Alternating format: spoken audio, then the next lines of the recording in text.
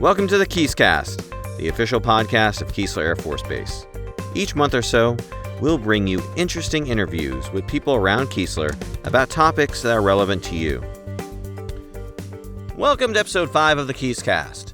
Hurricane season is right around the corner, and to get you ready for the season, Senior Airman Travis Beal interviewed Matthew Jalufka and James Tart, two resident experts on the topic. All right, hi, this is Senior Airman Travis Beal. I'm with Keesler Air Force Base Public Affairs, and we're doing a podcast today on hurricane preparedness and weather awareness when it comes to the hurricane season that's coming up. With us today, we have Mr. Jalufka of Emergency Management and Mr. Tart from over the Weather Ops building. So, gentlemen, if you could, Mr. Jalufka, if you could please tell everyone who you are and what your experience is inside of emergency management. My name is Matthew Jalufka. I serve as the Installation Emergency Manager for Keesler Air Force Base. I've been here at Keesler Air Force Base for about 4 years now and have been doing Air Force emergency management specifically for about 20 years. Wow, 20 years. Yes, sir. In that time frame, how many hurricanes have you had to deal with? Most of my time was spent in overseas and Europe and Asia. So actually my first hurricane has been down here at Keesler. Oh, wow. So I was very new to the area, especially being overseas for much of my military career, or inland, I guess you could say. So over the last 4 years, I've gotten a pretty good education in hurricane preparedness and response. That's great. That's great. Mr. Tart, so what's your experience and how long have you been here? I've been in the weather career field now for over 30 years.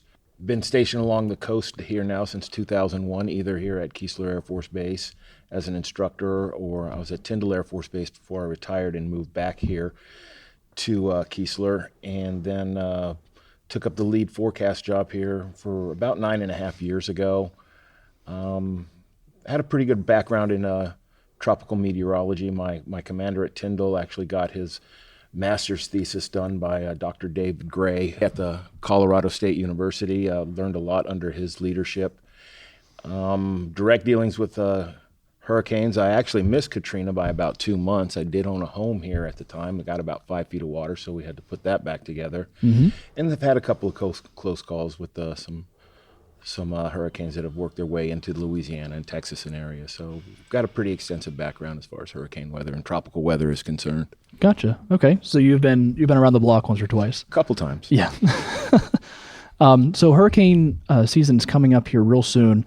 Inside of the Gulf Coast and everywhere down south. Generally speaking, what do we have to worry about when it comes to the hurricanes on a weather side?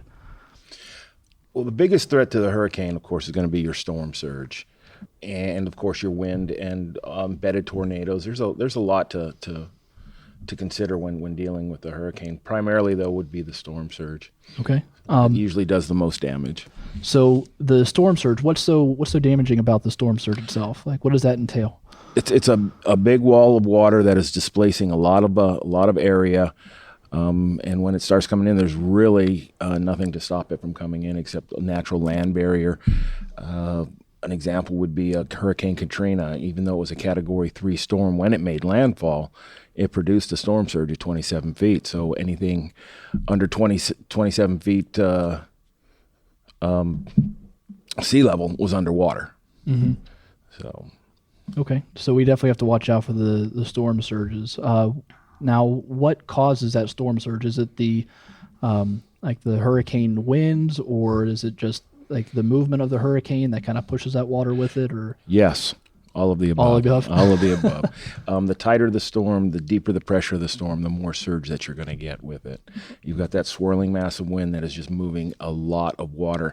The one thing that was really unique about Katrina was when it came in, it hit what we call one of the continental shelves, so all that water was pushing had nowhere to go but up. Mm-hmm. And that's what made that storm so devastating. Okay. Now, when you were talking about the storm being tight and more dense, is that the actual, size of the hurricane, or is that just like the eye? The eye wall. The eye wall itself. Last year was a pretty unique year. I want to say Hurricane Maria.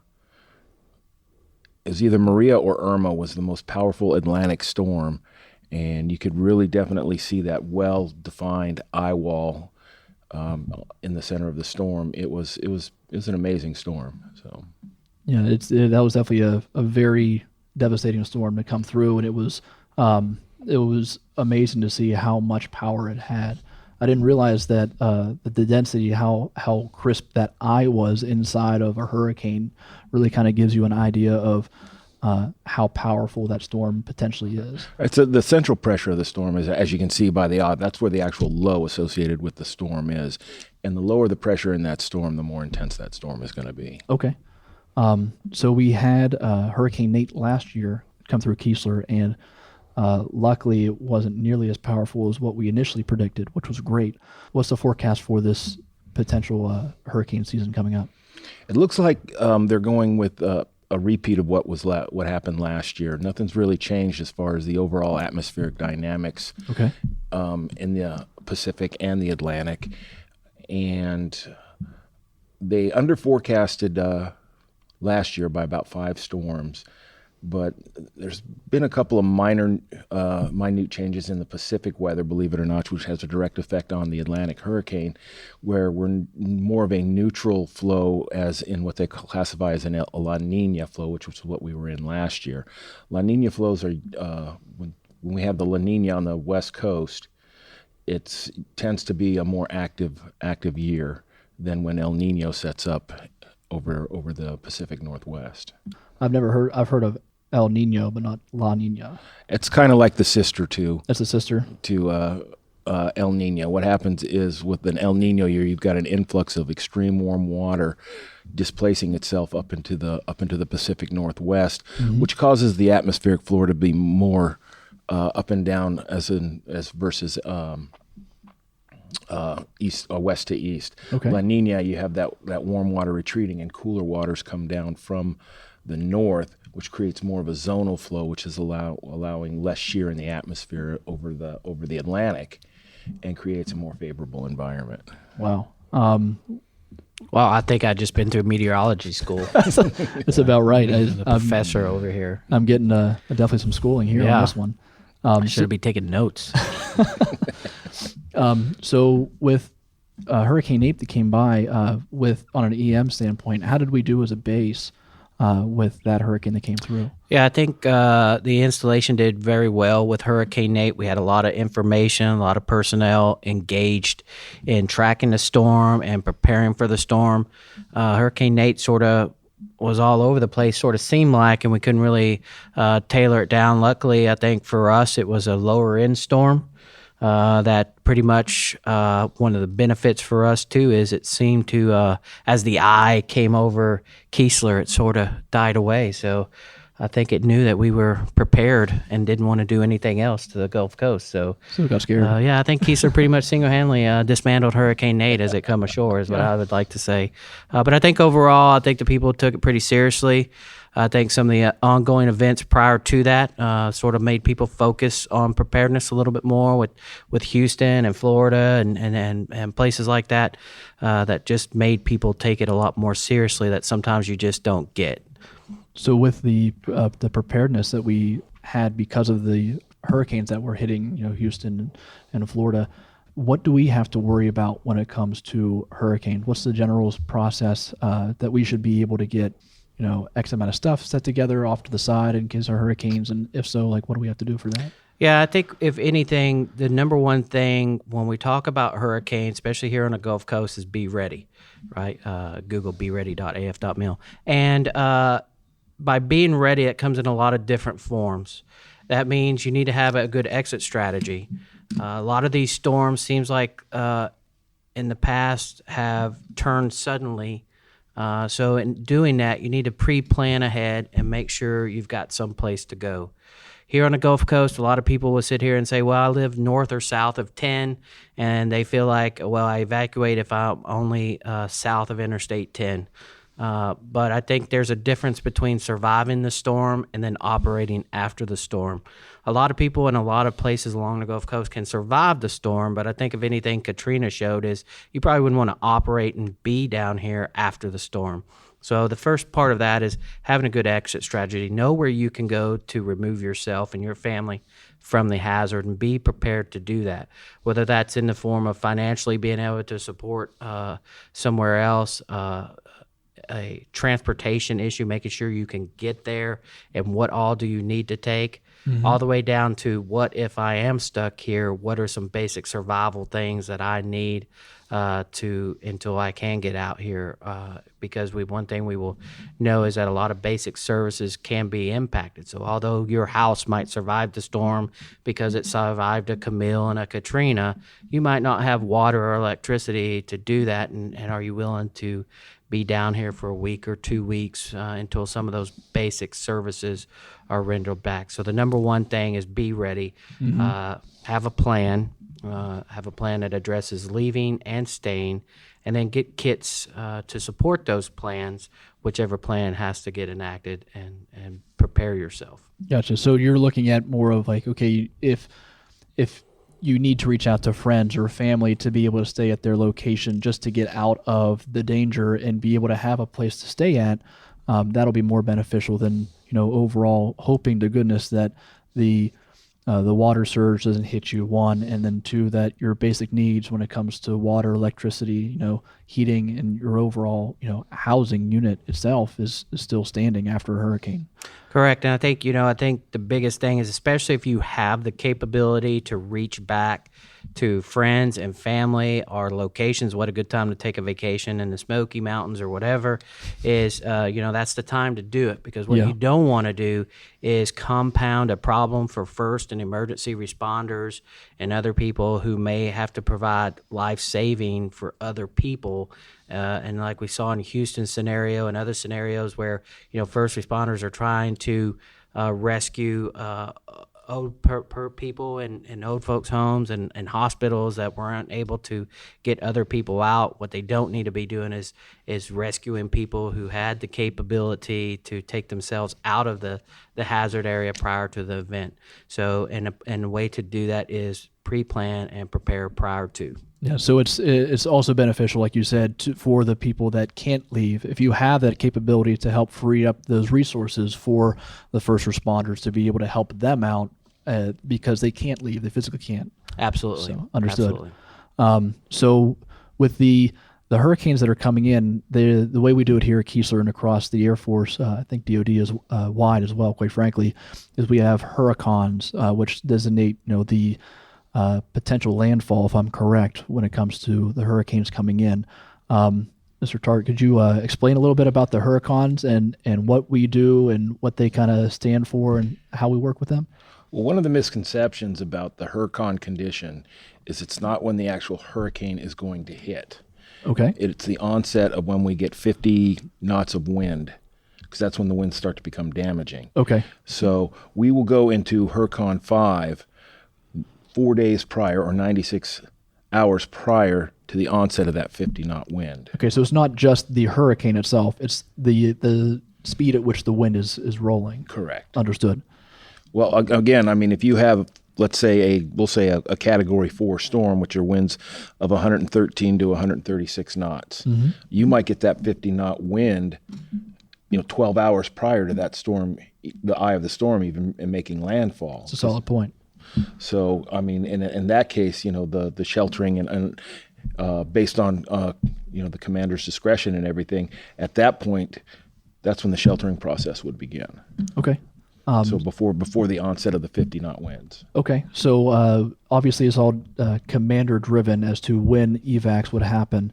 But how soon, generally speaking, when it comes to the hurricane conditions, when have you guys seen a commander send out a evac, head out? Of course, it's hurricane driven, so depending on how strong they are, but generally speaking, about when in that hurricane condition time frame, what number could they be looking at potentially receiving that information? Yeah, so when you talk about the installation and its process for evacuating, of course, there's going to be different types of evacuation. Of course, you're going to talk about evacuation of essential and non-essential personnel, which include, in different categories like dependents and things. Okay. At any time during a storm, people can evacuate themselves. So they don't necessarily have to wait for the installation commander to say you can leave.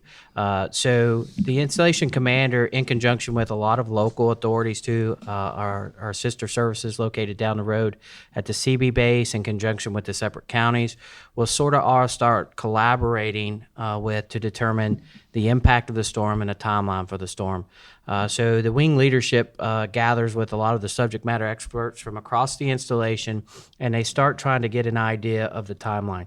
So our hurricane conditions will really start looking to take effect about 96 hours out and start working their way down to a point to when those winds will affect. So the wing leadership has to balance the category of the storm, how severe is this storm going to be, and then how soon is it going to be here, which is what the hurricane conditions are counting down to those 50-knot winds. So, for example, Hurricane Nate was like a Category 1 hurricane, so we didn't necessarily have to evacuate people out. If you're talking about a Katrina-style storm, you want to try to make those decisions sooner than later. Of course.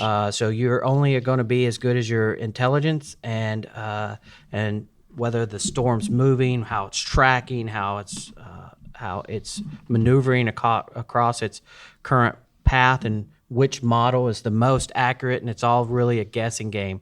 So timeline-wise, that's why you could anywhere from up to 72 hours out.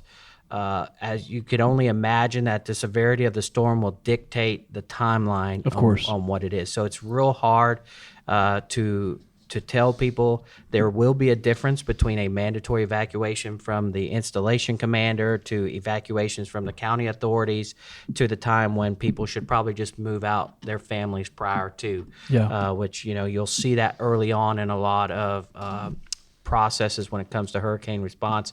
Your counties, your cities will start encouraging voluntary evacuations, because it's better, once again, like we just talked about a few minutes ago, is to move out as soon as you possibly can with the resources that you have, so that now your local communities and installation can start pinpointing resources to support those who can't. Yes. So you could probably expect to start looking at the counties, the cities, and the installation looking around. They're looking initially early on about 96 hours out. Okay. And then all the way down. Of course, the closer you get to that hurricane condition, counting down, the more impact that it's going to be hard to move people out, just due to traffic on the roads and people waiting to the last minute to do that. So, yeah, you're looking at the entire Gulf Coast looking to evacuate and head north. So I can only imagine the amount of traffic that's rolling through that they could potentially hit. I can speak on my own, through my own family's experience when Hurricane Irma came through. And they didn't hit us. However, there was a potential of it coming our direction. And my wife got nervous, which I don't blame her, quite frankly. I mean, the last thing, me being public affairs, I am a person who can't leave. So I can't go with my wife and my family to evacuate. I can't make sure that everything's all right with them. So she took the initiative to head up north. And she took a 3-week vacation. There you go. I mean, Yeah. she's a stay-at-home mom. She's been doing great raising our child, but she took a 3-week vacation, drove up to Wheeling, West Virginia, and next thing you know, I mean, she's having a good time with my mom, my dad, taking my showing them our daughter, and it was a great time for them. And then they eventually came back down, and then again it happened with Hurricane Nate, like you guys were talking about before. There was that unsureness of whether it was going to be a big hurricane, if it wasn't going to be a big hurricane, if it was going to hit us, if it wasn't going to hit us, where it was at, and she didn't want to play that game. So she pulled Chuck's and left with a friend of ours who lived right across the street, and they went up to Barksdale. And they went to the Barksdale Air Force Base up there because they had a friend. And 4 hours later, they were safe and sound, and luckily Hurricane Nate wasn't anything too crazy. On our side, at least when it hit Keesler, we did have some damage at the marina, and a couple trees went down, but luckily nothing crazy did happen on our side. And the marina always gets damaged during these storms. Yeah, I'm assuming that because it's obviously inside the water and has to deal with it's at sea level. It's at sea level. So. Okay. But yeah, I mean, it was a great experience for them to get out, and it really helped me as a father and a husband to know that my family is safe out and not having to worry about them, the potential surges that could potentially hit, base housing and such. And I think that's one of the biggest challenges for our military members is, a lot of times, whether financially or whatever, they're hesitant to take that little shortened vacation, unexpected vacation, maybe to financial reasons or other reasons, work reasons, or whatever it may be.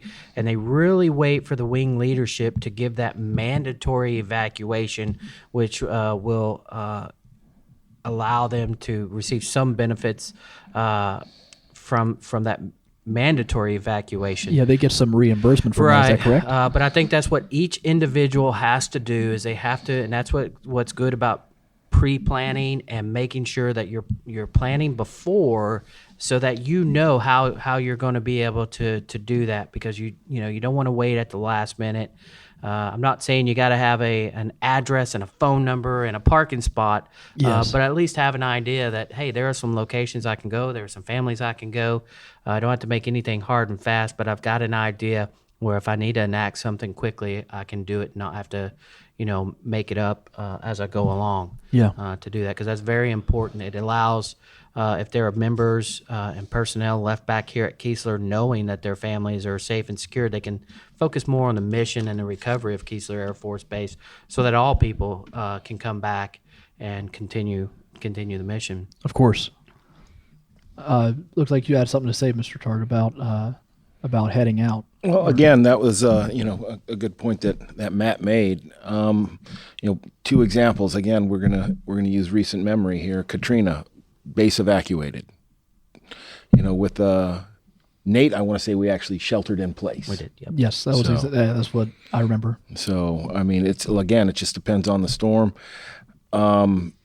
Best thing to do at this point is just stay abreast to what the base is putting out and what your local communities are putting out, your county and your city reps are putting out as well. Yeah, we'll definitely have to keep up to date, and at the end of this, we'll make sure we'll actually do it now. When it comes to stuff getting out and getting yourself prepared, you made a comment about be ready. So what does that website help out with? Yeah, so the Air Force has its own Air Force Emergency Management, beready.af.mil, Google beready.af.mil. And you can find a lot of preparedness information, not just about hurricane and tropical storms, but also about man-made hazards, natural disasters, terrorist events, and things like that. But probably the most important thing that I would encourage people to do, especially in a diverse community like what you see across Keesler, where we have people coming from Hancock County, Harrison County, Jackson County, go to your local community county web pages, get in contact with your local emergency management agency, and find out where you live at. Is it located in a plain?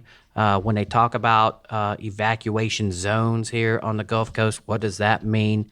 Most of your counties have GIS web pages, which is a mapping software, and are maps of the different evacuation zones that you'll see here on the Gulf Coast. Because it's very important to know that just because you're south of Interstate 10 or north of 90, that due to a lot of the rivers and storm surges that we have, that even things north of Interstate 10 will flood with a lot of the Biloxi rivers and the Chuticabluff or Tropicabluff or whatever that Bluff river river is. A lot of these local rivers will also flood and can impact roads. Yes.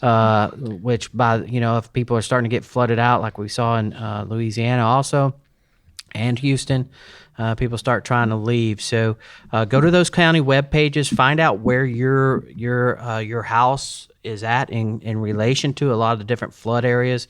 That what will happen on the Gulf Coast is they will start evacuating by different zones based on storm surge. So some zones might be evacuating, others might still be in play depending on what they believe the storm surges is. So knowing where your home is and what zone it is, and then having that extra strategy. So work with go to your local county webpage and look for that emergency management information. You can also go out to ready.gov, They've got a lot of information. And then, of course, your county web pages will also start posting out shelters. So although maybe you live south of Interstate 10 and you want to evacuate, but you don't want to go all the way up to Barksdale Air Force Base or West Virginia, you might just want to go North Van Cleve. Yeah. So check your county web pages to see listing of shelters, and they will include everything from handicap accessible shelters to personnel shelters to pet shelters. So your county web pages will start be putting out a lot of the information. And then, of course, your local media outlets will be very engaged in pushing out a lot of that information for local authorities also. Yeah, I know our local media sources, WLOX, XSV, Sun Herald, being the top three that I can think of off the top of my head, they do a great job at keeping everyone up to date, both web and through TV shows and their applications. I mean, they do a great job at that as well. So, Mr. Tart, when it comes to weather, where's the best locations for us to gather information on hurricanes coming in? Any information on that side? Of course, your local media is gonna have a play in the situation, but National Hurricane Center webpage is a good information site. There's also a place out there that it's funny. It's called Mike Spaghetti Models. Type in Mike Spaghetti Models, and it takes everything that National Weather Service is putting out, National Hurricane Center is putting out, and some of the other weather sites, and it just puts it all together in one page, and you can sit there and just screen over what you want to see and what you want to look at. Huh. It's a pretty informative page. I know Matt's looked at it a few times, and but I would venture to say is especially here at Keesler is just pay close attention to what leadership is putting out, local media. If we are going to be impacted by it, we produce what we call the Keesler Hurricane Bulletin. And normally, if a storm is going to be in the Gulf and have an impact on Keesler Air Force Base within that 96-hour period, we will start issuing it. Okay. And it will be coming out every 6 hours when we start to issue it. Is that an internal product, or is that something that external resources could grab? It's pretty much it goes through the whole base. Okay. It goes to the base populace. So it sends out through an email? Right. Yes, sir. Okay. Awesome. Yeah, I know from a PA standpoint, we do our absolute best to push out as much information that we receive from you two as well when it comes to evacuation routes or where to head out to when the base is being evacuated, if that is the route that's going to happen, when the hurricane's coming in through Hurricons. We also push out that information through the base application, through our base website, keesler.af.mil, along with our Facebook and Twitter pages as well. If you just search up Keesler Air Force Base on either Facebook or Twitter, you can find us there. But yeah, we do our absolute best to push out that information to help out the local community, whether they are military or not for that matter, because quite frankly, I mean, we are a very tight-knit community when it comes to Keesler and the Biloxi, Gulfport, D'Iberville, Ocean Springs area. We're very tight-knit, and we want to keep each other informed with as much information as possible. Another good resource for your local news and radio stations is that they will also let you know through the county or the city is when the bridges are going to be starting to close down. Well, that's a solid point. Yeah, I didn't think about that. So generally speaking, when the bridges close down, you guys have been down here for a little bit longer than what I have. What happens on that side? Like, how do they have to leave prior to those bridges leaving or closing down essentially? If they don't leave prior to that, then they're essentially stuck in their location if there's no other route out. Exactly. So that's another good reason to, push yourself and have an understanding of, do I need to make the decision now? Am I going to ride out the storm? And really kind of look at, be prepared for every situation that's possible. Generally speaking, are we looking at like food supplies on the EM side? Are you looking at food and water for roughly 3 days, if I remember right? Yeah, so what we encourage people to do is a 72-hour kit. Okay. And that will encompass basically everything that you think you're going to need, and it's going to be situational dependent. Of course, food and water are the most important things to have. Medications. You have medications that you need to have. I remember being stationed at Kadena Air Base in Okinawa, Japan, and we would have typhoons come in, and we would be out power for 2 to 3 days. And it wasn't the food, it was the entertainment. If you have small children, especially today, we had a small little generator, just about enough to, I think, do the refrigerator, a fan, and a DVD player. Because when the little ones start getting bored, it becomes a problem for the whole family. That is true. At that time it was Barney and Teletubbies and SpongeBob. So, whatever you think you're going to need to sustain your operation for that 72 hours or even longer, depending where you're at and devastation of the storm. That's why we talk about it. It's not necessarily whether or not you can survive the storm. A lot of the structures down here on the Gulf Coast are designed to certain category level storms, but it's going to be what's left in the local community after, and the utilities and the resources you have available. Of course. Like you saw it at Katrina, there wasn't water available, electric, gasoline. So a lot of people survived the storm, but being able to operate and as you normally would on a day-to-day basis is not necessarily going to be the same. But in the 72-hour kit, the basic things that you need to survive and operate, food, water, medicines, entertainment, like even like a small solar charger. These are the kind of radio, things you can do like now. Batteries. Batteries, good point too. Stock up on those things. Try that. You want to do a family fun weekend, try that on a weekend. Yeah. Go to the kids and say, hey, we're shutting it and living off the grid for the next, just do 24 hours and you see how that works out. And multiply that times 3 or 4. I'm not the best in math, but whatever comes out, do that. So I think if a family did a 24-hour off the grid, they would probably get a good idea what they need to do that. Maybe we can start that as a campaign, a 24-hour prep off the grid campaign. Yeah. That doesn't mean to charge your phone beforehand before you go out there. Yeah. So those are the things you look to have in a kit. Okay, beautiful. Yeah, like you said, it'll all to be dependent. So, like, of course, my daughter is a little over a year and a half, so we'd have to pack a bunch of diapers for that, wipes, right. child's toys. I have a dog and a cat, so we'd have to bring cat food, dog food, cat litter, all that stuff to really think about, what the animals also need along with what we need ourselves. Right, and I think, that's an important point. We'll talk about pets just for a minute because we get a lot of phone calls about pets. We get a lot of questions about pets. A lot of communities will establish pet shelters. So that's very important to find out in your community. Get with your local emergency management agency office and find out what they do for your community as far as for pets. Will they establish a pet shelter? Will you be able to shelter with your pets?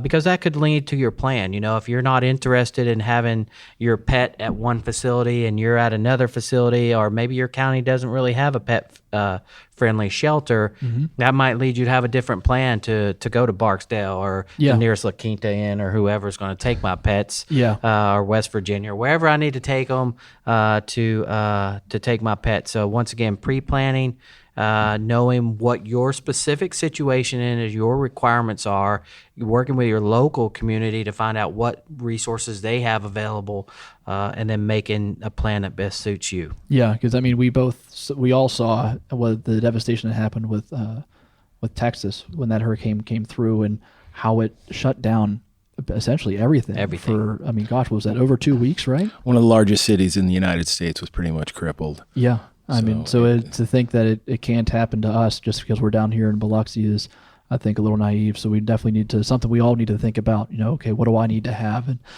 my wife and I can speak on our own cases. We have one of those giant plastic tubs, and essentially we just have our stuff in there. We have 3 gallons of water. We have a little bit of canned food, some food for our dog and our cat, and a couple ready-made items. So that way, if something's coming in, we don't have to scurry around the house. It's already inside one of those large plastic tubs you can pick up at any supermarket, even here at the Base Exchange. You can pick those up for cheap, very cheap. And it's just a grab, throw it in, and then head out. So it's definitely very beneficial for sure.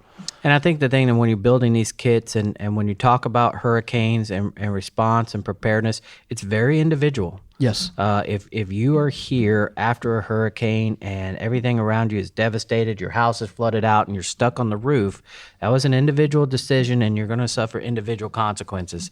So, as people work through their process of identifying what they need to do to be prepared, it's very individual, not, the thing like a tornado that goes through and devastates an area, you get a lot of resources in there quick.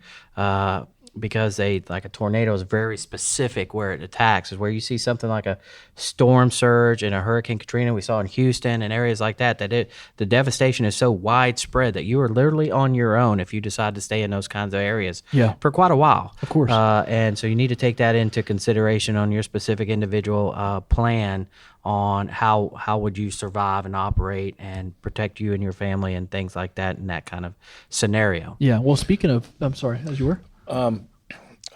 To tag on what Matt said too, I mean, talking about a tornado comes, it's gone. You got first responders there immediately. A lot of instances, the first responders may not be able to get down here for a few days. Yeah, that's a good point too. Roads might be washed. Bridges might be stuck in their, the drawbridges might be stuck in their upright position. Yeah. You don't know, but debris on the roads and everything. Exactly.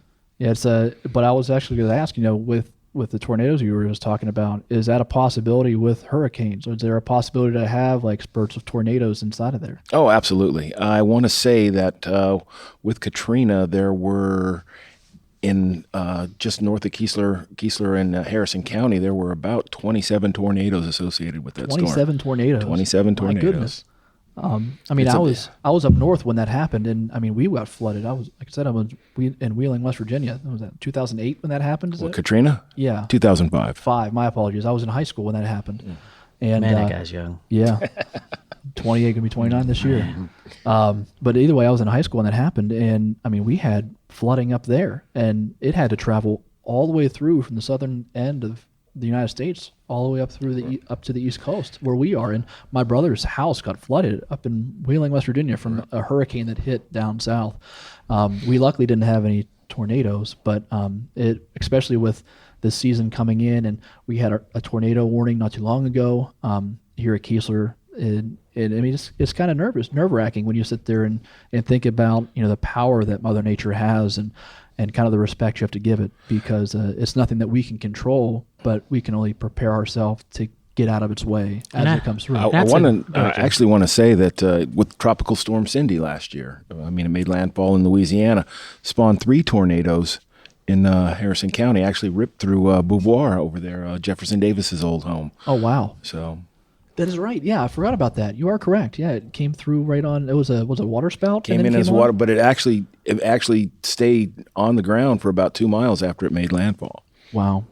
And I think that's interesting what you were talking about being in West Virginia and flooding out and things, is when these storms come through, they typically would do sort of like a northeast type movement. So I have a sister that lives in Atlanta, and that might not be my number one spot to go to because, like you just said here, some of these storms will continue inward and put quite a bit of water and rain down.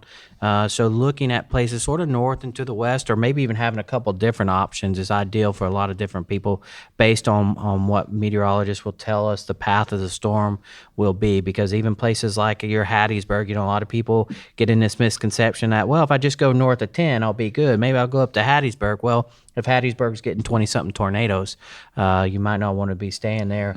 You might want to try to move out a little bit. And the installation itself will typically put in some ranges when they order a mandatory evacuation for their personnel, which could look something like, not specifically, but 150 miles away, but no further than 700 miles. So there will be, the idea that when the commander does a mandatory evacuation, that they're looking at you just to go to Van Cleve or D'Iberville, is they're actually looking for you to go 100 plus miles away from this area to do that. So people need to keep that in mind too when they develop their evacuation plans or their exit strategy. Is one, try to have a couple different places, put up that rainbow across the Gulf Coast and look to go in a couple different places depending on distance and the trajectory of the storm that may be projected. Mm-hmm. And like Matt said, just because you're going as far north as Hattiesburg, or depending on the intensity of that storm, it might still be a hurricane when it gets to Hattiesburg. Yes, it's going to start to weaken rapidly, but depending on the storm, that thing might still be packing hurricane force winds when it gets up that far north. Yeah, that's very true. It didn't Maria when they came through and devastated Puerto Rico and then hit Florida. I mean, it was a hurricane for a fair bit riding up Florida. I mean, I was actually kind of, if I remember correctly. But it was hugging the coast, so it still remained over water. Oh, okay. I thought it actually hit a little bit more inward on the land. It was right hugging the coast. And the models were actually doing pretty well on that one. It was either west coast or east coast of Florida. And people are going, well, it couldn't decide what. Well, you're talking the Florida Peninsula here. It's not a very wide area, landmass there. So yeah, the models pretty much kind of tagged that one. Oh, okay. So they did well. I love how the meteorologist says it's pretty close, left or right of Florida. I think it depends on where you're sitting at on the left or right of Florida. Yeah, exactly. There, but only a meteorologist says it's pretty close. There's the whole peninsula. Divine Tad. Yeah. 500,000 people may need to evacuate or not. Or not. Well, soon at 5 o'clock. Yeah, we'll let you know at 5 o'clock. Yeah. Then too. So with the meteorologists, now we have the hurricane hunters here on base. How beneficial are them to understanding what's going on what's going on with a hurricane and its projections and everything? I'll tell you, when I first got down here, I was kind of skeptical about the hurricane hunters. I think, my mind says that we've got all this technology, we've got satellite technology, we've got all this buoy data out there, we've got microwave tech, we've got everything going on right now. And the one thing that I did notice about when the hurricane hunters started flying that mission is you will see a gradual coming together of the models, because they will actually be able to pinpoint that center circulation, get an exact, and what we're talking about here is, let's say it's one model has it a half a degree off another model. Well, you space that out over 5 days. Yeah.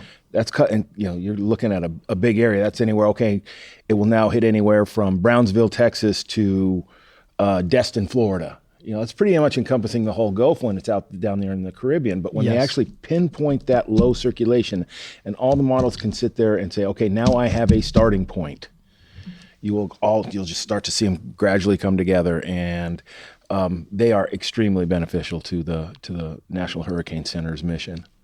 Have any of you guys been able to go out or have any thoughts of going out with them on a hurricane run? No, and no. No, I wouldn't mind doing it, but going out on a mission with them. But I don't.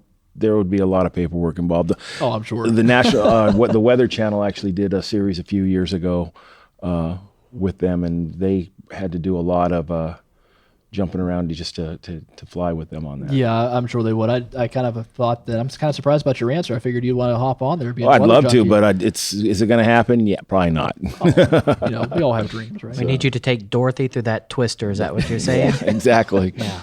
There's no place like Keesler. There's no place like Keesler. So, and believe it or not, they actually say the worst part about flying the storm is when it's forming and when it's falling apart. Oh, really? Because that's when you're going to get the most turbulent and the most wind shear. Because it's not as consistent exactly, throughout. So you're kind of getting cross winds. A lot of turbulence, vertical wind shear, horizontal wind shear, updrafts, downdrafts. But then when it's full blown and at its intensity and everything is pretty much uniform throughout that storm. A hurricane, believe it or not, is a very delicate animal.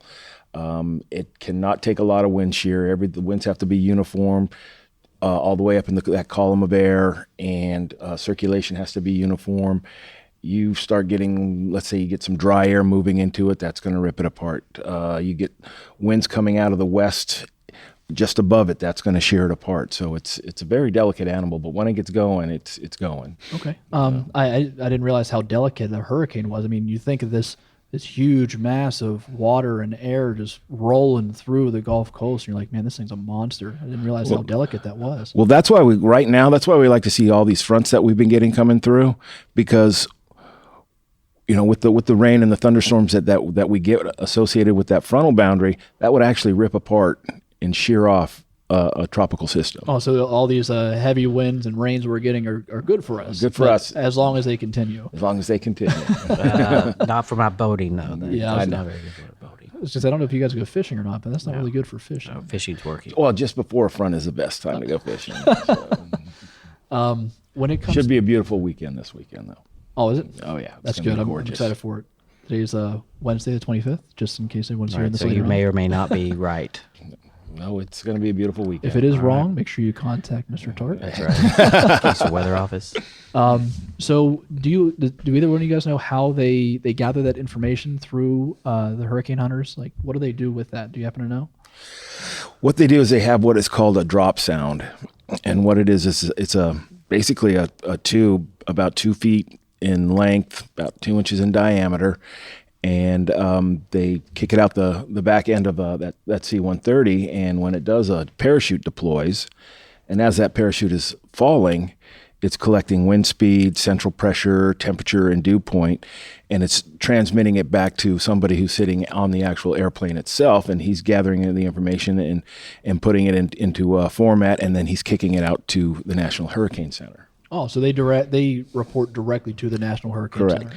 They get their marching orders from the National Hurricane Center. The National Hurricane Center basically tells them what missions they're going to fly. Oh, okay. I did not realize that. I mean, I kind of assumed they had some input, but I didn't realize that they were. Well, of course they would. I mean, if all the planes are broke, they can't fly. Of course. But you're saying that they can't just go off the wind? They have to have a propeller? Yeah, they have to. Yeah, it's not a glider. But they and like I said, as that's falling, it's collecting all this meteorological data, and then they put it in a certain format, and it's called a recce code, and they kick it over to the National Hurricane Center, and based on that, the National Hurricane Center will put together their bulletins, which you've seen, Yes. and then send that out to the public. Okay. Well, that's neat. I didn't realize exactly how they do it. I've seen pictures of them showing a little tube thing or a cylindrical thing that they've dropped down a tube, but I didn't realize what exactly happens after that process. And they usually fly an X pattern in the middle of the storm to get that central circulation. Like I said, that's the reason why they're in the middle of that storm, is to put an exact pinpoint on where that low is. Oh, so they drop it into the eye of the storm. Correct. Versus the outer side of the storm. I want to say it's a combination of both. Okay. But primarily it is in the. What they're trying to do is when they're doing those drop sounds, they're trying to pinpoint a low circulation in that storm. Gotcha. So they're playing tic-tac-toe more or less, trying to figure out where it's at. Pretty much, yes, sir. All right. Well, I mean, that's essentially all that I had for you guys. Is there anything that that I didn't hit on, or something that you'd like to push out? I mean, I would say from the emergency management perspective, we just encourage people to be ready. Because if you are ready, you don't have to get ready. So be ready.af.mil. Make sure you have a kit and get a plan and be ready. One of the things that I'd like to mention too is in the near future, we haven't set an exact date yet, but we are going to go through the Keesler Hurricane Awareness briefing. That is sponsored by Matt's shop, and they provide a lot of information, a lot of good information. So we'll definitely keep an eye out for when that date comes through. I'm sure it'll be sent out through emails, and we as Keesler PA will push out, on Facebook, on our website, and on the application when that date is, so that way everyone who's associated with Keesler and has base access will be able to come in and at least gather that information to help better prepare them for this upcoming hurricane season. Family and spouses are highly encouraged to come. Yes. Right now they're scheduled for the week of May 6th. Okay. We'll be finalizing the exact times. And what we will have at the hurricane briefings are functional expertise from a lot of the different functional areas across the installation: medical, JAG, legal, I guess that is JAG, finance. So these functional experts will actually come in, provide a briefing to give people more information to help prepare themselves for the upcoming hurricane season. So currently right now planning for the week of the 6th, and we'll push those out as we finalize those dates. And it is open to everybody, dependent spouses, military members. Essentially everyone who has base access. Has base access, yep. Awesome. All right. Well, that's great. Well, I appreciate you guys coming down here. So that's all we have for today. Tune in next month for the next episode of the KeesKast. Again, I'm Senior Airman Travis Beal. I'm Matt Jalufka. And I'm Jim Tart. Thank you for joining us.